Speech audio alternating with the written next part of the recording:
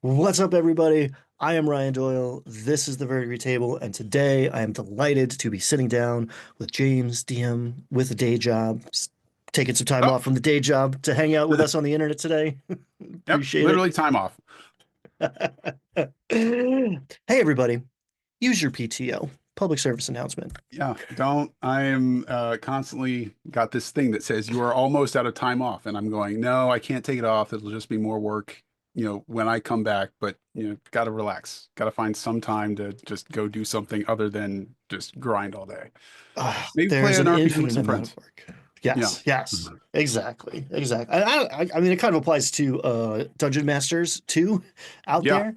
Take care of yourself. Take a little time off here and there. Let the players pull some weight once in a while.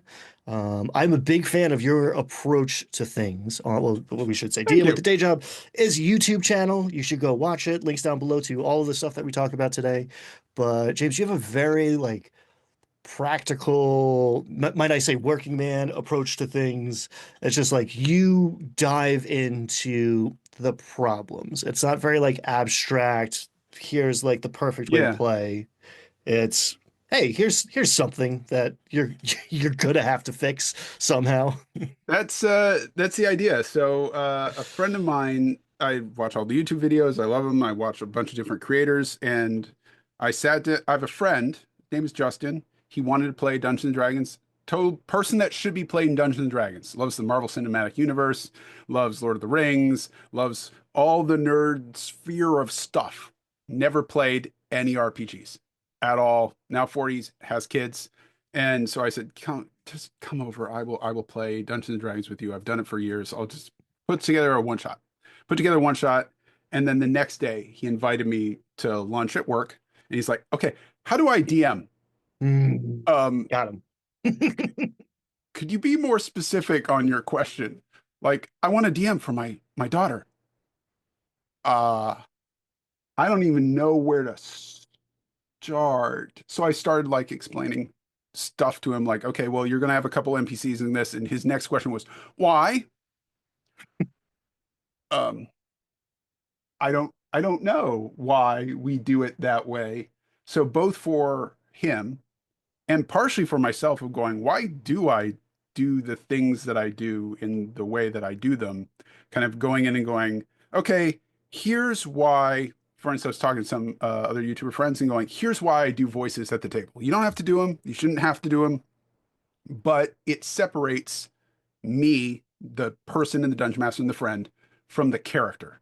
And so when there's a voice, the players subconsciously think of it as a separate person. And when that person betrays them, stabs in the back, does something they don't like, or is an enemy, or it becomes a friend, that is the person that they're talking to, not me. So instead of saying, well, you should think about doing a voice. Well, why? Mm. Because this is what it does for you. So like that was kind of my thing I could gift to my friends and any other dungeon masters that were watching is like, this is why we do it with the added benefit of like, okay, maybe that's not valuable to you right now. And just going, okay, well, I'm not doing that. Cool. Then you don't have to worry about it because it's not going to be your problem. Go right ahead. So that was kind of the inception of like why I would talk about things was trying to explain the why this thing is done this way rather than just saying this is the way we do it because it works. This is why it works. I love that. One, I love this like here's the reasoning behind it, and you, as long as you understand what it's doing, yeah, fucking throw it away. Yeah. If you're not trying to do that, cool. But like, Yeah. here's a tool. This is how it works.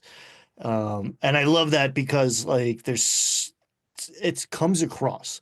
It's very grounded your approach to things, and the fact that like you're talking to a singular person, you're talking to your buddy. It's like here's how Yeah. we do it. And if you ever want to like try to get a better understanding of anything in your life, especially something that you think you're very good at, Yeah. attempt to explain it to somebody else. And Yep. the amount of insights that that generates is, oh man, can be very surprising sometimes. Yeah. Learn something, do something, then teach something to someone else and go, this is why. And I have an art background. That's where I went for school from. And rules are good. Rules are great. Sometimes throwing away the rule helps, and understanding why the rule was there in the first place helps you know I can toss it away. It's not needed right now because it's not going to be removing it will make it more interesting that I threw it away rather than keeping it. And so that kind of sits in my brain as I'm thinking and running tabletop games. So, And I find a lot of people are like, ah, we don't need any rules because they're all made up anyway. they And are. This is I'm gonna not wrong. reinvent, yeah, which is fundamentally true, but to like not to not know what you're casting aside when you decide to completely reinvent the wheel. One, a ton of work, right? You Yeah. got 50 years of generations of nerds working on this problem in one way or another. There's a lot of cool answers out there. But two, yeah, there's so much like you should do voices. Why? Because it's fun. It makes the Fun. game more fun. It's like, well, I personally am uncomfortable doing that because I've never done it before, so it's not fun for me because it triggers some anxiety. It's like, well, you should do voices because when you deliver something in an NPC voice, it's not the word of the dungeon master, it's the word of the character, and Yeah. you don't have to feel bad about misleading your players And maybe you because it's come up not you with telling going, them. okay, I don't want to do the voices. What could I do to Mm. make that same signal to someone to say, this is not me? I have a current player, name is John, playing an evil character. Her name is Sabine. In my campaign world, Warlock, I've done a video about her before, backstories video, if you want to see that on the channel. Um, and one of the constant problems this player has with the rest of the players, not like a thing, is he'll say something and they think it's his character saying something.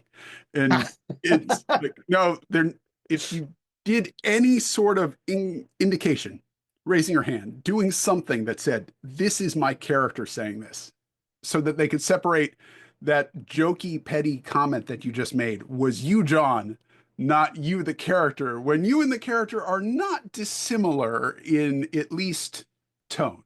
Like, John's a good guy, this character is evil, but they still have the same kind of snark to them. Where it's like, you need to make sure that we know that it's Sabine talking and not you when you tell the kid, no, your brother's never coming back, dude.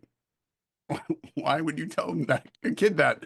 And that kind of thing helps. I'm doing a video in probably towards the end of the month, although Dungeon Jam's coming out, so I'm going to push it back about like the attack roll. Why do we do the attack roll?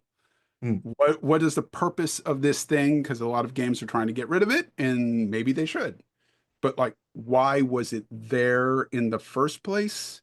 And what is it trying to solve? Which is basically saying, you know, you've got a bunch of kids on a playground playing make believe, and one of them's, I shoot you.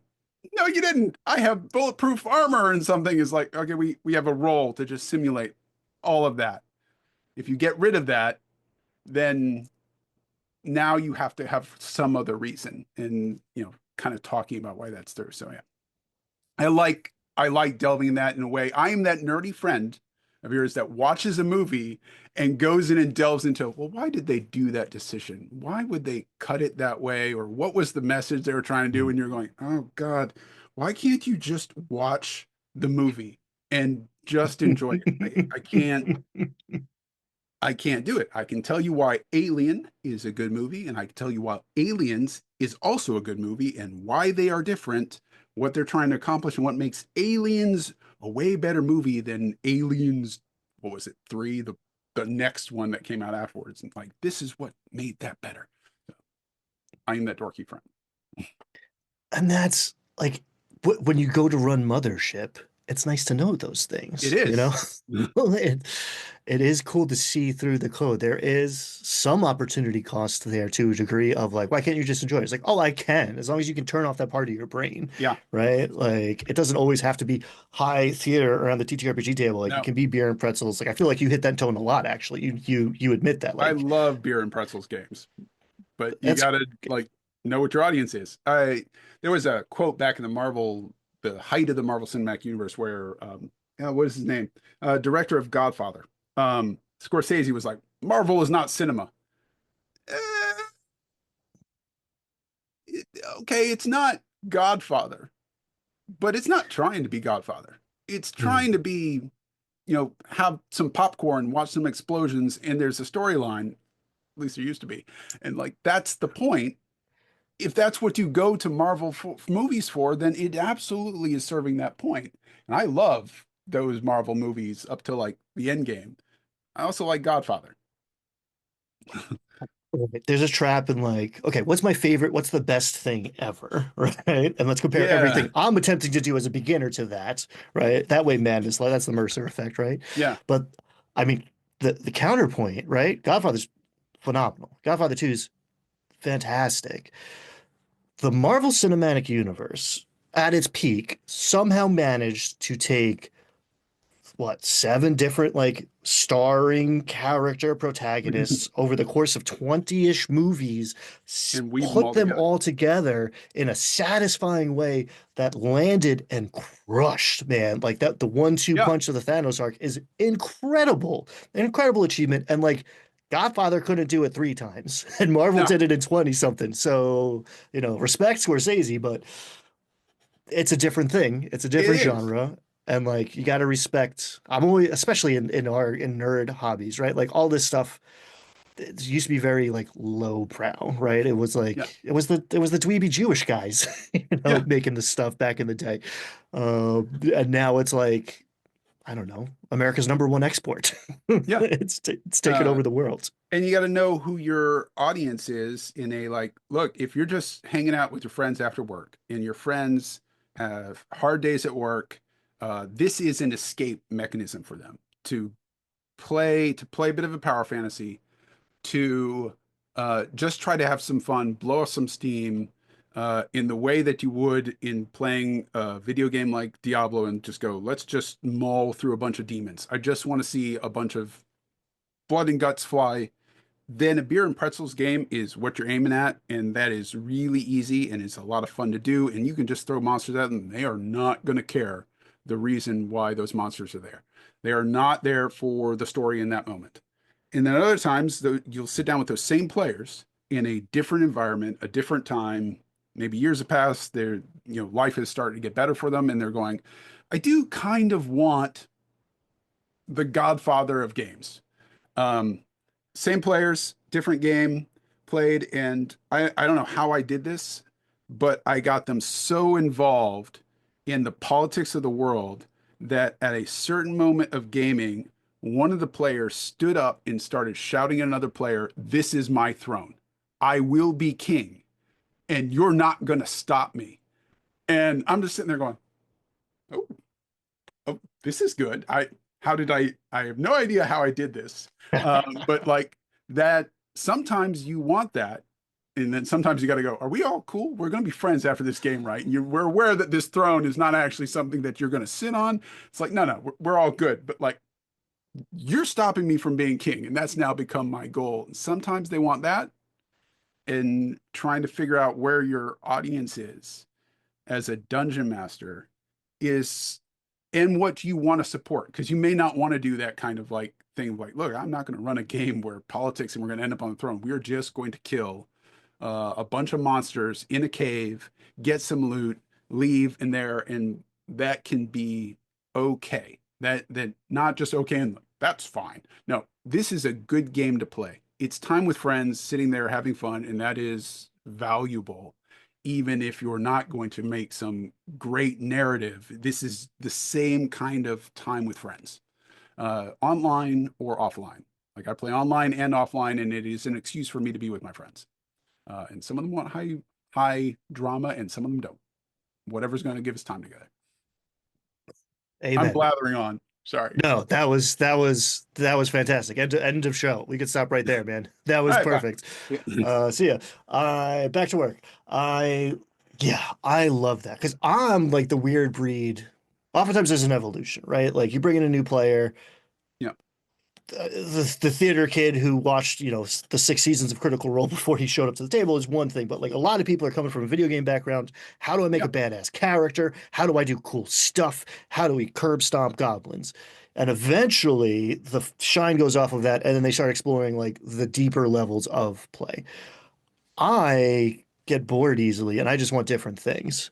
And I think there's a lot of people out there who don't necessarily realize that you can be doing different things at the same time, right? Even if you have like that high politics game, right? Like where the players are so invested they're yelling at each other and managing to not have bleed, which maybe that's another reason to have a fancy hat or something if you're not Yeah. going to do a character voice. There's a video idea in there somewhere. The the same Character hats people on, character hat off, the character next hat on, week, character. right? Exactly. The same people the next week, like might not have it in the tank. No, Like, hey, no. gang, remember when COVID happened and the world was all of a sudden very different? And like, I don't know, your pestilence themed major I did campaign arc was like, Pestilence theme right before COVID happened. I yeah, was like, oh it's like, all right, I God. guess ripping out like disease and like, all right, I need to change everything here because like let alone the players, like I don't want to deal with this right now. Yeah, yeah. So be And then adaptable. there's, what do you do with multiple players? Like the drama led narrative led campaign is really big right now to the point where it is kind of pushing the meat grinder hobo, let's just murder hobo, let's kill a bunch of orcs and that's fine, to the sideline, or at least to another segment of the community. But what if you've got both these people at the same table, where one of them just is here to kill a bunch of monsters, get a bunch of loot, blow off some steam, and then there's your friend, like my wife plays, and she is a Broadway nut, and she wants that kind of like high Broadway drama in. And how do you go, you both to match up and find time for you? And is that something that I can even pull off? And I mean, that's why DMing is an art form, not a science, is you're trying to juggle a bunch of things to make everybody happy and go, I can only keep this going so long. And you do what you can to keep them entertained. So, Yeah, and sometimes it's chocolate and peanut butter, right? Like the person who's like yes. screaming about taking the throne, like some heads are gonna have to roll for you to do that, and like that could be the peak dramatic moment of the campaign, Yeah. right? Like You already just wash because my hands combat like we don't get starts. better than this, guys. I'm Yes. done. I don't know how to. But I don't know, man. Like you can get positively Shakespearean, right? Like, oh, we're playing Yeah. Macbeth now. Like people gonna die. We're gonna get real RP heavy in combat, and that's like ooh, that's the good stuff right there. Yes. And the beer and pretzels dude, who's like not Is all of a sudden into into the combat. embodying that is into the combat, but he might be into watching some other people. Like that it took me a long time to realize that. Like the person who's sitting there quiet might be perfectly happy. You don't have to pull them into either the number crunchy side of things or the theater kid side of things I am if still learning that they're lesson. content. Oh, it took me a long t and I forget it sometimes. He's at my table right now. He's perfectly content to watch the story unfold most of the time, and I spend an unfair amount of time trying to engage him. Like I don't want to pull him in, but I do want to like make sure there's enough things that I think he might be interested in to try to pull him in. And then you're taking away time for the other players. You're going, they would be more engaged because you're spending so much time trying to engage this one person and pull them into the game when really they want to watch these other people. And if you Hmm had spent the hmm time engaging everybody else, you would have engaged that, typically called an audience member who's just there. hmm They want to watch the show. Give the other people their time on the show. They'll enjoy watching the spotlight. And then everybody's happy. But there is like a DM desire to say, but you weren't engaged. Why aren't you engaged? Is. And then he bought me a really nice gift. He went out to Gen Con last year and came back and he had everybody bought them dice trays. But mine was a nice leather printed one to say thanks for the game. It's like that was my clue of going, no, he's happy. Would not have done this if he was not happy being an audience member in the game and having fun. And that's the clue of just no, it's let Mike be. He's good. Let him be. Mike's good. Hey, he's cool. Yeah. Just like check in once in a while, make sure he's still cool, and Yeah. then yeah, Mike, you cool? Cool. All right. Yeah. All right. Let's use that dice tray here. You got Let it. us roll a d20. I got cards in front of me with questions, We are and using my first D20 I ever got when I oh, became a D&D player 27 years ago. I still have it. Despite many attempts from small fuzzy creatures to put it in their mouth. So we're using that that. that So we're that rolling, can get expensive. and we got a 3. a 3. That looked like a fancy. I didn't get a good look at it. That No, looked like a it's just fancy one of die those for your old first one. Chesic plastic Oh, clear it's the dice that, clear. I thought it was like yeah. hollow metal. It's one of the old. No, Yeah, yeah, yeah, yeah, yeah. I do have Love the it. fancy ones just in case this one rolls on the floor. Well, that's a D12, 10. Yeah. So I have a fancier resin sharp edged ones if I lose these. So, It's always good to have back. That's the dungeon master but talking. I have always recovered them. Um, If ever you came from what? or came It, around. what is your TTRPG origin story? You just dropped the 27 years, and Oh yeah. we got a pretty cool YouTube origin story. So So how'd you start? um I have a gap in my origin story because I started playing. There were two experiences when I was a kid.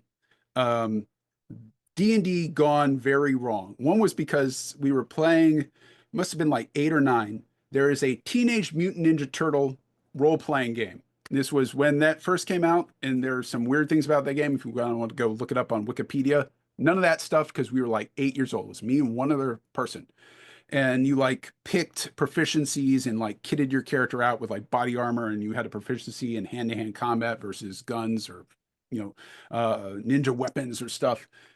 But none of us knew what we were doing because it was just me and one other person. I want to say his name was Jake. um, and it was just bad. It was not fun. Between bad, not D&D role-playing games and Nintendo wins. So we just went back to Hmm. playing Nintendo. And then there were some kids at school. I was not the cool kid at school, like at all. I'm still not the cool kid at school. But like they were playing role-playing games during lunch. And you sit down, and they did not want to have anything to do with me because I was like the new kid, because military family, we moved around, and they didn't want to play. So I thought role-playing games are stupid. Like, no, they're dumb. I don't want to play those. Those are dumb. They're not fun. And then I was in high school, and a friend of mine, Ryan, was going, no, seriously, James, you do everything else. You need to play Dungeons and Dragons with me. No, I'm not. I've done that. I've tried it. It's stupid. No, I'm not. I'm not going to do that. It's stupid. No, seriously, you need to play Dungeons and Dragons. Fine. Basically bullied me into it. And I went to play with him, and it must have been 15 minutes before I was hooked. Like I got hooked during character creation in second edition, which is not an exciting part of Dungeons and Dragons, but I was like, I want more of this. When's the next game? I need to play this. And then I became a dungeon master because I learned that one of that dungeon master's goal, I have lots to thank Ryan for introducing me, no, Ryan, Kevin, his brother was Ryan, Kevin, and you're Ryan. Kevin to play, teach me how to play Dungeons and Dragons and give me the intro as what a DM is. But one of his goals during this, 90s period of D&D was a character must die in every game. It did Hmm. not matter what the dice said, a character was going to die. And my character at the time, Barendorf, was in a tavern up on the second story. I specifically said I want to run up to the top of the story, and a dire bear had charged in. And he rolled the dice and said the dire bear bites Barendorf's head off. I'm on the second story of the tavern. How did the bear reach me? He just does. But I don't understand. Shut up, James. Just move on. And like that bothered me so much in the like verisimilitude of like I bothered to think tactically what's going on. We talked about it afterwards. He's like, oh, because like I rolled beforehand, your character dies. What? Just rolled for which players and determined that that character is going to die that game because it added drama to it. I can't deny that like a character dying does add drama to a game, but like the unfairness of it is kind of what got me going. I don't think D&D should be run that way. Like it shouldn't be determined by a dice roll by the dungeon master behind the screens at the start of the game that your character will die this session. Hmm. It should be down to some decision of mine that goes, I did something I probably shouldn't have done. I made a bad decision, I made a bad deal, or I put myself in this situation where, like, yeah, no, death is the outcome here. It's my fault. I'm good with it. I don't mind losing characters. I mind losing characters to because you just decided my character's going to die. So that's where I decided I was going to be a dungeon master. So that is my origin story. I like that. I think there's a lot of folks out there who are like, I can do it better. Do it then. Yeah, Like I feel like a lot of rules lawyers are frustrated dungeon masters and should run a game they should. just to shut up about it. Like here's why we're not going to spend 20 minutes arguing about this. If nothing else, the rules lawyer having to run the game and going like, look, if I couldn't remember the rule in the moment while I had four other players shouting at me, trying to get my attention and going, wait, what? No, I need to close down one conversation so I go to another one. Run a game at least once to go, oh, I get why sometimes it's just easier to make a ruling in the moment and go, I got to move on because I got four other people that I got to keep juggling. Yeah, I'm trying to maximize for fun, optimize for fun here Yeah. and fairness, Yeah. not whatever. Host a debate. Uh, I think I think a lot of, I mean, younger people, right? Like high Yeah. school, middle school aged kids were like, yeah, you crush them, especially, behind the Dungeon Master screen. And I think there's been an overcorrection now of like everyone's way too precious with characters. And like either way, the player's choices should matter. And if they are going to die no matter what because the DM rolled the D6 and your number came up before you even sat down to play, that sucks. If the DM is going to pull every punch and it doesn't matter what you do, you're going to succeed. Also, a much less interesting game to me. I almost Yeah. rather sit down at like all right, my character's going to die at the roll of a D6. Frankly, Um, I would too. Like, I didn't like it, but I would rather do that. And I get it because I've had players that are really upset with the character dying during the session. Like, okay, this was upsetting, and they didn't even realize it coming up that that was going to be a problem. Then it happens, they're going, wait, I am actually attached to this character. So I get that. That is a thing to be dealt with the player and go, well, then let's figure out how we get you past this. Let's let you be mad about it. Let's let you be upset at me as the dungeon master because that you need someone to, for lack of a better term, blame for it. Cool. But once you're over that hump of a character in an RPG game dies, it turns out on the flip side, a couple things happen. One, often it makes a good story. Good hmm. stories are often something went wrong. No one tells, there's a good video about like trips to the Arctic, and we tell the story about this. I forget who it is, but everything went wrong on the trip. And that's the guy we tell stories about, the first guy that went to the North Pole. There was another person that went to the North Pole around the same time, and everything went right on that trip because they planned everything. That person doesn't get books written about him. The person that screwed up all the way to the North Pole and lost all his party, that's the one that we tell stories about. And while that's not a lesson for good leadership, like don't be that guy, it makes a better story. So on the far side of your character dying, there's a story about how your character got to where they were and they died that is interesting and fun. And there's also a understanding of like my characters live lives and this is okay. I'm going to make another character. There's always the next character. And all I've never had a player where the next character isn't more meaningful to them than the first character Hmm. because they've learned something about what makes an RPG character interesting. And what a powerful thing to like have a mourning process inside of a game like this, where like it just shows you what's at stake, what it Yeah. means, how these things matter, and take that away, and you've removed a very powerful aspect of this whole thing that we're trying to do. And I don't want to sugarcoat it for Dungeon Master. It does kind of suck. It does suck when the player's mad at you and like, killed my character. It does. It does. Even But if they're not people get past it. man, even if they're like, yeah, I've had people like cry, and it's like, oh Yeah. shit. Like it feels like, oh, did I just kill it feels like I just killed my friend. Yes, it does. Especially when There's it's a like on not on purpose. I don't know if I've ever like yeah, where it's this I is don't how the roll a dice fell. d6 and decide who's dying. Yeah. Yeah. It just this is what happens. There's a I used to work in video games. Not anything serious. I was like a game master for Blizzard Entertainment. Hmm. And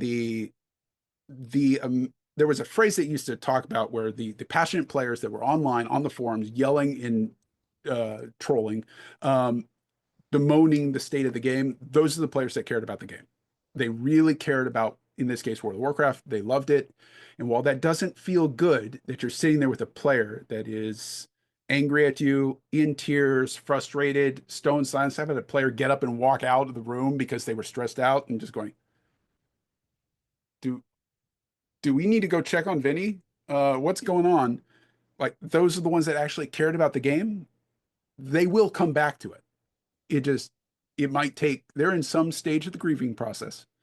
And they're gonna get need to get past it. Sometimes that's up to you as a dungeon master. It sucks. It's just one more of your jobs. Who wants that job to help a friend grieve? Sometimes it's somebody else in the group that needs to go talk to them. Sometimes it's just leaving them alone. You just, have empathy for them, figure out where they are, know that it stinks, and you know, give them what they need. They'll get over it, and then they'll come back and they'll play another character. And it, as weird as it sounds, it's one of those things that's useful in life. Is like RPGs are weird in that this is a mental hobby that sticks in your head, and these characters live, breathe, eat. Maybe you're playing beer and pretzels and they don't. That's cool. But like if they get in your head and they die, it's like losing a pet or a friend and going, wait, they're gone. And that is oddly useful in a like you're unfortunately we are mortal. You're gonna have to Mm. worry about that at some time. It sucks, but it is a little thing that will help you go, I understand what grief feels like, if nothing else. Yeah, it's huge. I mean, that's Aristotle, right? It's the point of Yeah. entertainment of drama.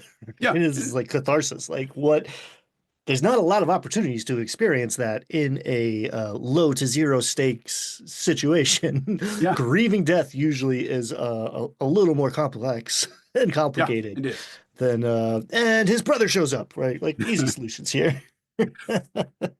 I named like uh, five characters. My first character was named Gallon. There are five versions of Gallon that I played because I just kept making that. It's terrible. Players don't do that. Make a new character. But it took me a while to go, no, these need to be disposable. I It's mean, there's a okay to have reason that learning stage too. it's a meme, it's a tradition. Like Yeah. there's a reason, especially if like, all right, we're high level and like I'm not gonna Yeah. go cook up a character sheet for an hour. Like, Oh let's God, go. no. Here's a slightly different version for now. I love it when people do that and complain about it in fifth edition era. And I'm like, I get it. That's trouble. I played third edition. Go Yeah. make a 20th level character in that edition or the Pathfinder edition. Be like, oh God, Yes. it's much Oh easier God, now. yeah. Go feet shopping for Yeah. that's I'm old school at heart. Like I'm not I wasn't playing 27 years ago, but I love the idea of like, cool, here's a character sheet. Go. Yeah. Just hit the ground running of it all. All right, give me another D20 because that was a journey. We went far 9. on that one. Nine. Boom. What common or popular advice or take out there do you disagree with? Oh, God.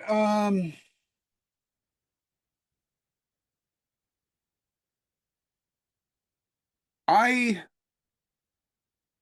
don't particularly like, I mean, we kind of touched on this earlier, which is the no stakes, just let them succeed, just the rule of cool, like if they want to fly, just let them fly. If they want to do this, just let them do that. And that's not that they shouldn't be able to get there, but unless you're playing a one-shot game, part of the point of an RPG game is the level up in abilities and adding additional things to feel like your character could do something that they couldn't do before.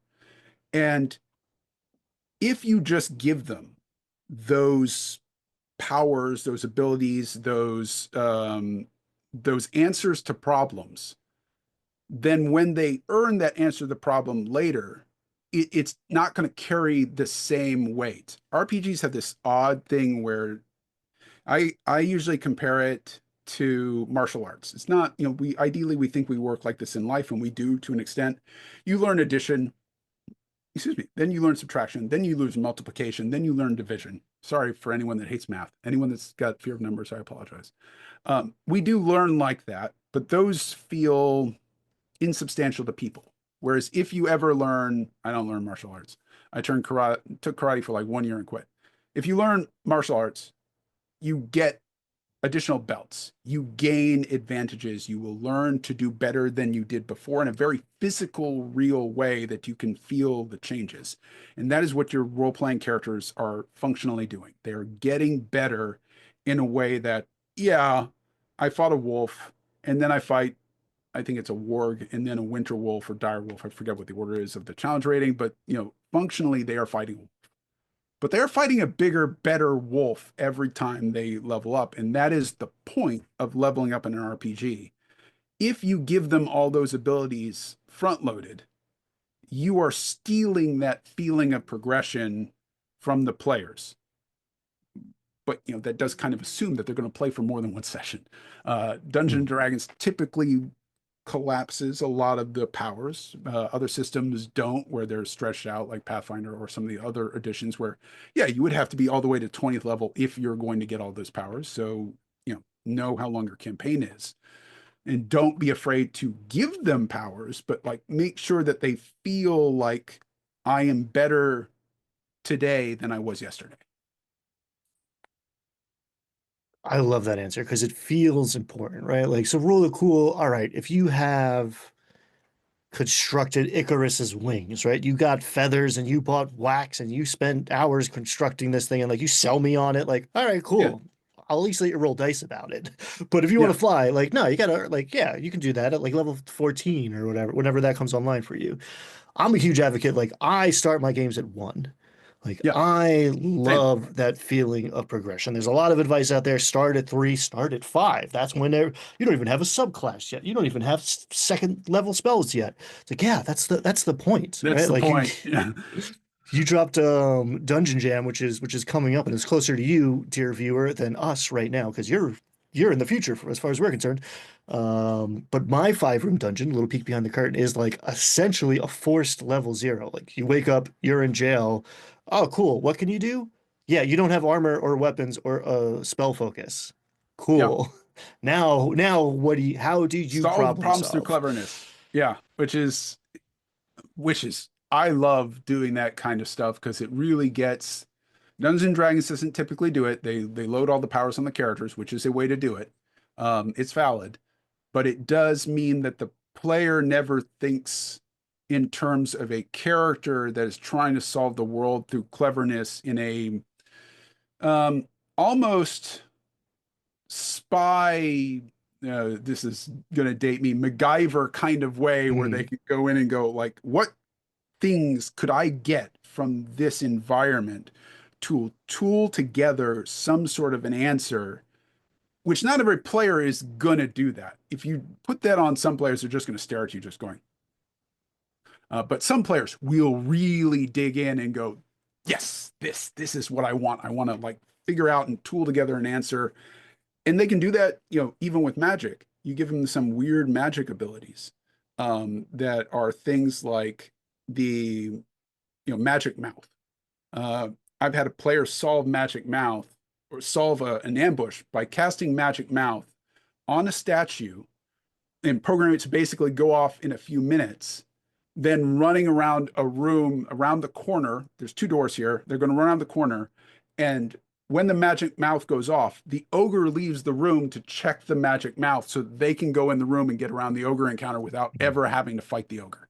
Um, if you don't give them those low levels, then they tend not to ever start thinking about things in that manner of like, how could I use abilities, spells, feats in an interesting manner if you jump straight to having abilities, feats, powers that will answer everything? How can I get past a chasm without flight if they've already got flight? They won't start answering those questions.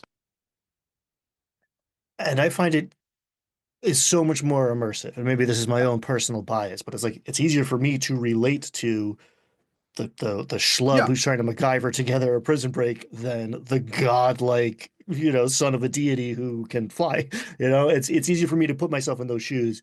And then I feel it when all that stuff comes online. I'm invested in this character. I am this character, and now like even the player who's like, what button do I push? What do I roll? Like, just tell me, Yeah. like, I don't want to interact with the game. Like, I'm not here to play a crossword puzzle or whatever the hell. That person's going to feel so much better when the button comes online. It's like, all right, Yeah. the guy who's going to MacGyver it gets you out of the prison cell. You find your stuff. Now you have your buttons. Whoa, don't you like you appreciate level one now? Yes. You have a sword. Wow, you're so much cooler than you were 5 minutes ago. And And you'll that's find that the they progression.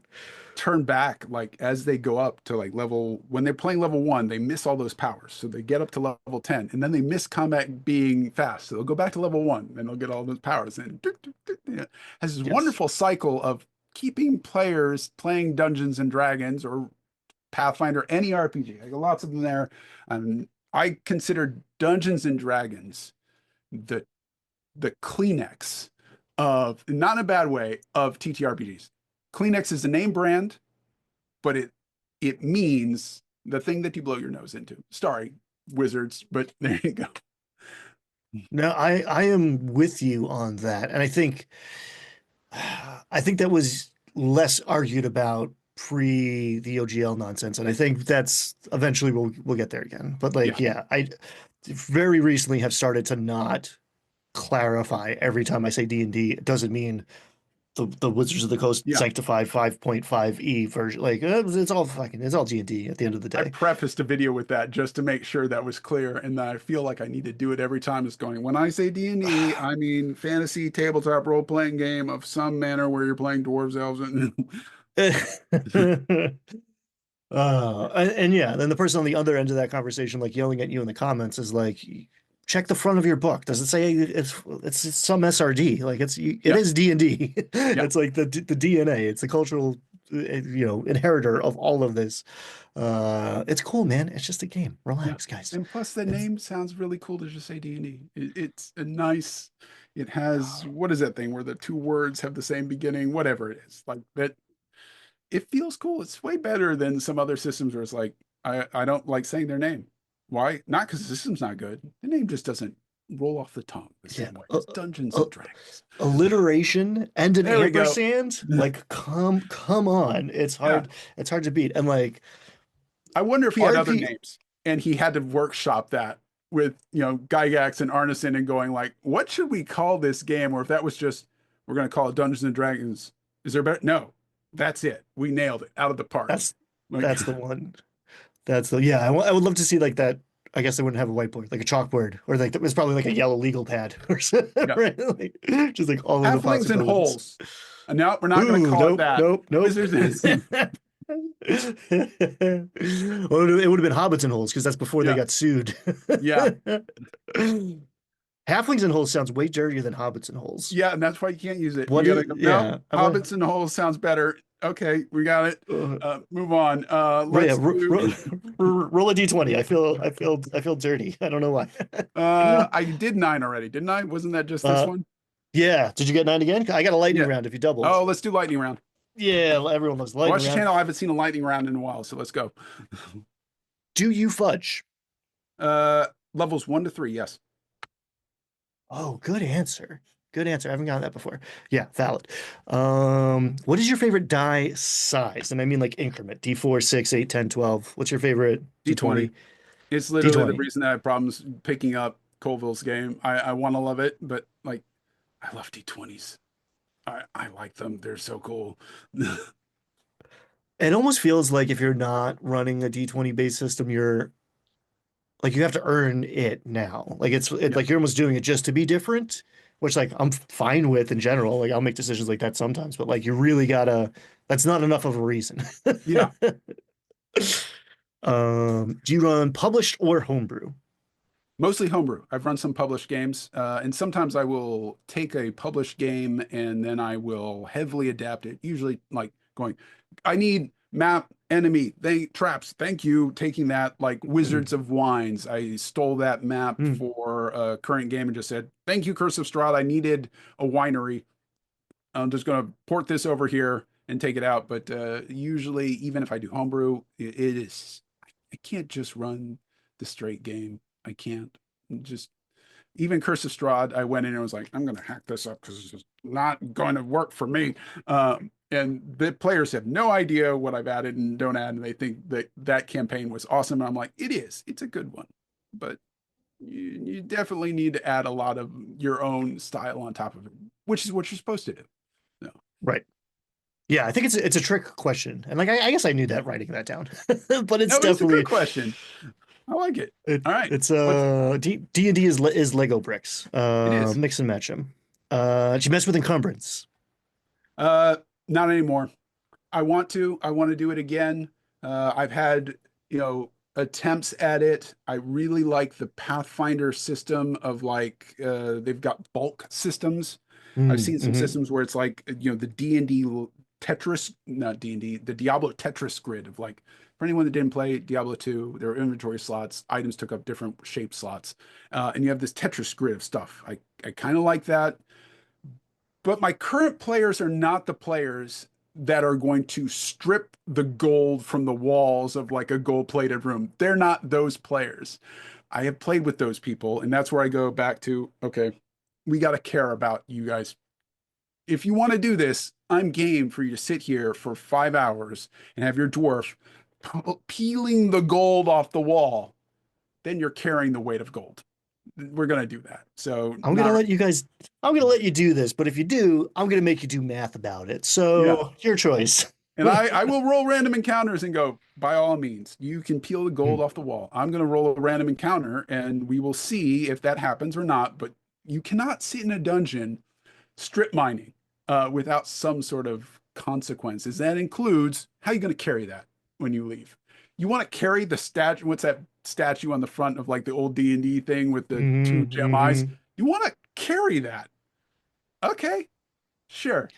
But now And you're again, not going to be ready for combat.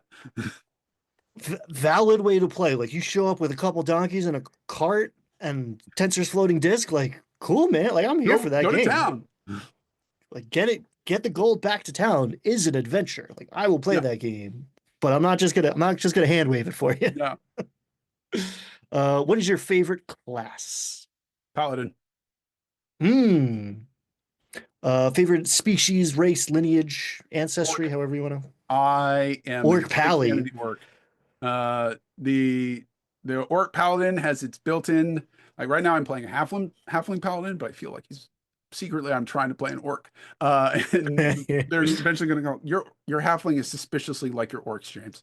I like the inborn conflict of it's the stereotypical orc where they're ultra violent, but trying to lead that life where you're going.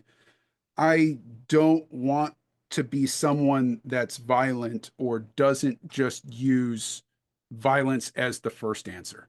And also, in the D&D world, which is very much like Old West vigilante justice of going, okay, but maybe sometimes this problem, Vecna is raising an army of the dead. The legal system of Waterdeep is not going to solve that problem. Maybe a sword is the right answer. And my orc paladin going, I was trying to leave behind this orc life of violence, but in this particular case, violence is the right answer to Vecna. Um, I like that those kind of dichotomies, and I also like it in with the rest of the players. But I also like for some people that is difficult to get along with. I think that's because they don't understand how to play a good character with a party. Like any character where the alignment is super on the character who they are. It doesn't need to be a straitjacket on the rest of the party. It's a straitjacket on the character. I have my morals and beliefs. I don't need to force my morals and beliefs on someone else as long as what they are doing is not going to cause harm to anybody else. So I think a lawful good orc paladin could be perfectly happy in a group with a chaotic good halfling rogue and go, no, if you think stealing that thing from that evil merchant is down, then good. Don't ask me to keep watch. I'm not going to do that. But I'm not going to judge who you are and what you think is right because I trust that in the end, we're both doing this for the good of society or whatever it is. You're getting I the love wrong that. answers from me. No, the lightning round is a flimsy construct at best. Make that video. Have you made that video? I haven't Yeah, seen you make that video. You did. I missed it. lawful good video is on there when I was doing alignment because I was getting salty about everyone bemoaning alignment is terrible. I'm like, if it's a straight jacket, yeah, Yeah. if you're trying to do that, but like I think Geralt is lawful good in the Witcher Yeah. series Yeah. because and He's lawful. he's constant and he always does what's best for Mm, people. Like I've got he encounters certain monsters and go, why do you have to kill them? They're not harming anything. Where on mhm, the other side, he'll go and protect innocents, and then there's constantly the problem of like the villagers aren't telling him the truth, and him having to. He has a moral code that he follows. Yeah, he needs to be paid, but that doesn't mean that he's not doing things for good. He's got to pay for the horse. Roach's horse needs feed. Got to pay for that. Got to pay for repairs to the swords. Need money. This is what I got to do. and it's a wonderful way to make adventure Yeah, happen, right? Like how many stories does he grumble, drag his feet into, and then adventure happens, right? Like yeah, that's fun for everybody. yeah. It It's is. yeah, you can complain lawful good character as you're compromised with the rest of the party, and that goes true My for the chaotic evil character. my Like lawful good we're all in this character, together. the halfling that I'm playing right now, his name is Schuld. It is not subtle. His name is Schulbewulf. For anyone that speaks German, his name should be some variation of guilty conscience. That is his character. So he is drinking away his guilty conscience. But part of his character arc is I'm basing this off like Bilbo, is that he has a chip on his shoulder about dwarves. Chip the glasses, crack the plates, Mm. bend the knives and blunt the bend the forks and blunt the knives. He thinks that dwarves do. I have a dwarf player in there, and part of the thing that we agreed to was like that is going to be part of this character's arc is him coming to grips with like not every dwarf is the same. And he grumbles about it constantly. He is constantly the one that's like, I don't want to do this. I don't like you. And then when he ends up bleeding on the ground, I've got to go over there and heal him. And when he protects me, having to go, I've got to make some character progress. Not me personally, but the character that I'm playing is going, I need to get to grips both with, the fact that what happened that I have a conscience over, someone dying while he's protected. I don't know if that video has come out or not. That was not my fault, but my chip on the shoulder about dwarven eating habits is my fault. And I gotta let dwarves be dwarfs and halflings be halflings, and they're both valid, is part of that character arc that I want. And I mean, that's really light for all things that happen in life, but that's where my table is willing to deal with it. Um, that's where I like dealing with that and going like a lawful good character could have problems and go, I have things that I need to deal with because they don't fit with his actual moral code. And at some points, it's going to have to go, I am doing things that I don't believe I should be doing. Crap, I'm a hypocrite. Okay. And then go over and progress. Yeah, that's interesting. I find so many newer players, especially, start with the first half of that equation. Like, here's this interesting problem my character has. It's like, cool. Any plan to not make them an insufferable jerk and to have some sort of progression arc there? No, No? Oh, okay, no, cool. it's Work on that, please. no. Do you like to roll for stats, standard array, or point buy? Roll for stats. I will Roll, yeah. begrudgingly let people do point buy if it's they're just having a bad day on the dice and all they can roll is like my character has no stat that is higher than an 8. Okay. I mean, if you don't want to play with that, I would.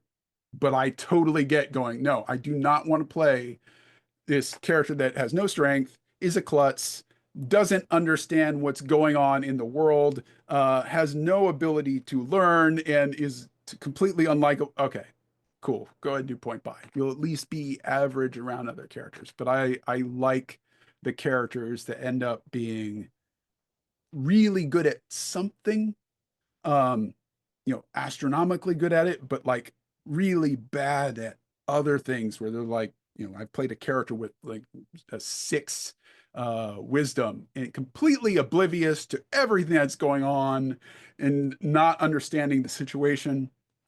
That's fun for me. Man, and then I mean for me, a lot of like role systems are going to be a little more old school, a little less tinkery in the character creation. But like, yeah, you roll that guy with terrible stats, ride him into a dungeon, run him off a cliff, make a new character. Like, whoo, that's fun. If you've never done Yeah. that, that's a disposable character. Drive it like you stole it. Let's go. Plus, it makes sure the character is not, especially when I was a new player, and I think this is true for my players as they progress through other characters, it makes it sure that character is not a version of them. Like Mm. you come to the table and you are, one of my best friends from college and on, his name's Arna. Arna works out, dude lifts. But you come to the table and you roll an 8 for strength and going, you're going to have to play a character that cannot rely on their strength to at least intimidate their way into the problem and into the world and going, I'm going to have to play a character that is going to have to think and convince their way out of problems. Way more interesting for Arna to play. Yeah, I love discovering like, oh, I guess I'm playing a bard. Like I didn't know that. Yeah. Like sitting down, I thought it was gonna be something different. Do you tack more towards balance or realism? Realism, mostly because I play um notes are over here. Let's see. This is my campaign world. Come here. Ooh, Uh, and it has been running now. I've been playing this game for like 17 years in the campaign world, and it is consistent so that when one thing happens in the world, that logic has to go all the way through 17 years, 18 years, however long I end up running this and going, you made that decision 18 years ago, you're going to stick with it. Because I've done it. There are times when you have to do it. I hate retconning things. I absolutely hate retroactive continuity. For anyone that doesn't know it, is going back and saying, no, that wasn't actually what happened. Because I want the players to also, I stole this from Brandon Sanderson. I want the players to solve problems in my world with their understanding of the world. And for them to mhm. do that, I need to have been consistent so that they can go through and say, I know how magic works in this world. I know what I can do to solve it. I know what I can do to have my own ambitions. And when James says X, that means that this must be true. And that means I have to be consistent with it, even if the Dungeons and Dragons world rules, and this is why I ended up my home world, um, change. For those that ever played second edition, you will remember that once upon a time, dark vision was not called dark vision. It was Mm. actually, the special ops red light comes down and you see things in infravision. And then they changed it. In fact, one of my players' handbooks has I got Ari Salvatore to sign it. It says it's still infravision to me because that's how he wrote his books. I'm with And then him. the Yeah. designers changed it. He's Hmm. going, Driss doesn't see that anymore. That's Oh man, I love that. And yeah, the continuity of it all. Like the only time I will really retcon stuff is when I feel responsible for having like miscommunicated. Like if you are interacting with the world based on your understanding, right? And the way that I'm yeah, trying to cultivate, and you have a misunderstanding because you took bad notes, okay, that's your fault. Because I said something and you heard something else. Not even like I didn't do my job, but like I can be doing yeah. my job perfectly well, and there's still some sort The of gap between noise the in this. speaker Yeah. and hearer. So yeah, I, Absolutely I will agree. clarify and then like retcon. But otherwise, like, yes, here I'm building you a consistent world for you to interact with. I mean, that goes back But to my voices is one of the reasons, one of the things I want to keep track of in my game is the characters in the game, NPCs and players, do not necessarily know what is true at any given time. They might know some things that are true, they might not know other things. They're trying to sit there and identify it. And that is fine if a character and thus the player has reached a conclusion that is flawed based on in-world lack of knowledge. It is not fine to me if a player has misconstrued what I intended to relay as dungeon master and going, okay, I, just I thought I had been clear that this was a chasm, but they read it as there's some sort of invisible bridge and they walk their character off the cliff and going, why did you do that? I thought you said that there was like the sparkle of lights in the chasm was an indication of invisible bridge, and going, okay, I get that. But your character would have clearly known like that was supposed to be mithril on the wall and identify that they're a dwarf. They know metal. They would have had their metallurgy traits or whatever it is in whatever edition. Okay, let's back that up and say that was Dungeon Master to player miscommunication. That is not the dwarf trying to figure out that that's mithril on the wall. Those are two different things, and now I will go back and retcon it. But if I can at all help it in the game world, I do not want to do that because it means I have failed in some way to present this secondary world that my players can believe in and go, I understand the consistency here and I can make plans with this. One of the best Mm. compliments I ever got from a player was I said this in my there's a video on my channel about magic. He figured out the magic system enough that I said something when they went to a land where the Vog are. They're my versions of orcs, and his magic didn't work. And he goes, "Oh, that's because the Vog in their land are based on order alignment within the world. It infuses their land. Magic won't work here." He just knew right away why that was because he understood the world and going, "Yep, that is exactly why your magic is not working here. But your necromancy magic will work." And then he figured out why that was. That's so cool. Yeah, you learn a lot about communication running games or even like participating in games, and people will autocomplete. People will just like hear what they want to hear all the time, and they're not doing it on purpose. It's just like you said The sparkle, brains and I do. was already picturing that scene in Indiana Jones. So like my brain did that for me because Yeah. it's good for survival. Yeah. So yeah, I step onto the invisible bridge. It's like, well, how the hell? Wait, what did I do to get that in your head? Because I'm curious now. Um, what? Oh, your favorite third party tool? There's a calendar system. I just did a video about this. That calendar is both my favorite note-taking tool and my favorite tool for stories. Time is such a fundamental part of who we are as humans and experience our world. And if you've ever had trouble with travel or getting your players not to try to rest, players rested outside of Engravosthold in Strahd. Then they went in, got their butts kicked in the first fight, immediately went out and went back to rest. And if I had something in Strahd that said Engravosthold is only available while it's the full moon, Hmm. they would have gone, well, we can't rest. It's not going to be the full moon tomorrow night. We have to keep going. And, to my earlier point about consistency, being able to say, look, calendar, full moon, says it right here. It's app.calendar.com, something like that. Being able to point to that, awesome. Instantly adds credibility to anything that I'm telling the players, even though it's a paper thing and it's something that I made up online and just went, here, calendar. They'll just buy it because it's on paper. Therefore, it's official. And then being able to take notes on it and say, this is the day that you did something. So I have my notes, like I have that big binder, and then I have my notes of stuff in here, like this is what they did. But when you're doing this, and I go through and go, what happened on date 12? And I flip through everything that they did, much easier to go to the calendar and just go, on day 12, this is what they did. Mm-hmm. Mm-hmm. Love that. That's a great video too. That's in my notes. That was I think that's your latest one. That's my latest one. Or okay. Because the Princess Bride thumbnail really sticks in my brain. But the That's rescuing players from their own mistakes. yes. Which we kind of Sometimes you have to do that. we hit on we hit on the other side of that. But yeah, again, just going back to the idea of like you are diving headfirst into problems that new and experienced dungeon masters have in like the messy ways of like here's how to deal with this and why you even want to you take the extra step of like okay, you don't need a calendar, you can ignore time entirely, Yeah, but like here's the dig for problem. years. Yeah. Here's everything that breaks down, which is fine. If that's fun for you, cool. If the long rest between every combat is fun for you, okay, it's a different kind of game. Yeah. Cool.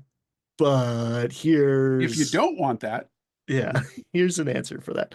Final question. Your favorite, we talked about how it's all D&D, but favorite non-official, TSR, WotC, TTRPG game, or one that you're currently playing. Shadow Dark. I know Mm. that's in vogue right now, but there is nothing easier to teach.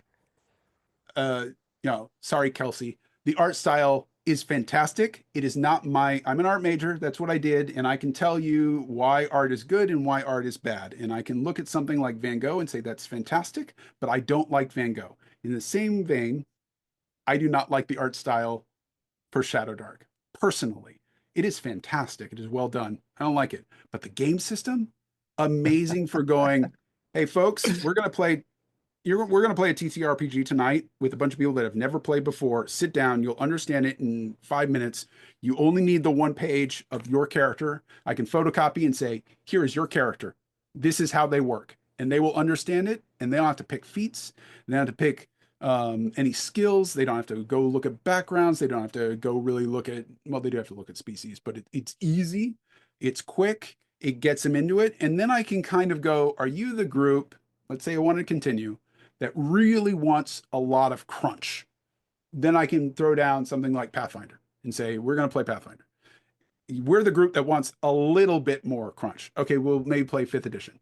Or we're the group that really wants this rules light. Maybe I would stick with Shadow Dark, or we want to really dive into some gothic horror kind of supplements. I could do something there. There's lots of people that have done that one. Or we would really like to play, you know, this, but what if it was sci-fi and it was horror theme? And then I can go, Mothership.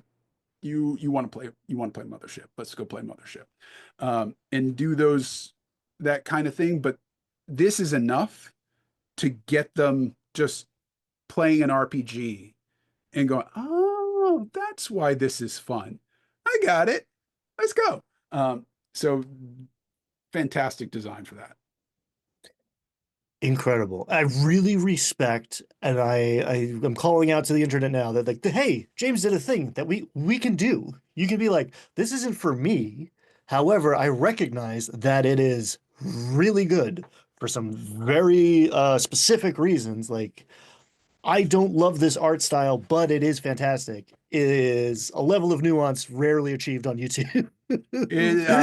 Art school took that. Is like you got to like sit there and look at people's art that you don't like, and then you have to help them with it, and sit there and go, yeah, but how would you help them not look like you, but look like the better version of themselves? And go, okay, um, here's what you do.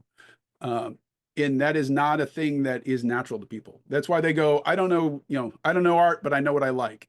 But if you're an art major, you got to know more than that and go in and go, I, And that's yeah, there's so many different vibes that you're going for. Even in, maybe it's not even just like personal preference, it's personal preference with this particular group of this yeah, particular group of people around the table, this particular month or one shot, yeah, right? Like, um, and I think Shadow Dark is the perfect example of like if Shadow Dark isn't D&D, then like we need a better word. It's like yeah, such the essence, the quintessence of D&D boiled down and accessible and like you got a new group of people, you don't want to run 5th edition because you got feelings about WotC or whatever. Sit down, run Shadow Dark, tell them it's D&D. It's going to take them months to figure out it's kind of not because it yeah.